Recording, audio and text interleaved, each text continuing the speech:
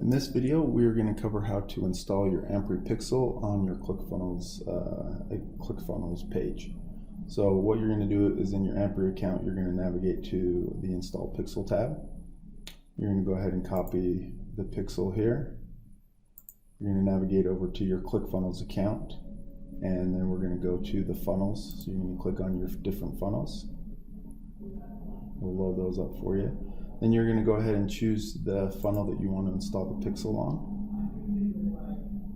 You're going to navigate to the settings tab over here. And then what you're going to do, you have the body and the head tracking here, and we're going to go ahead and place this in the head tracking code right there. And then you navigate down to the bottom of the page, save and update settings, and that's it. Thanks for watching.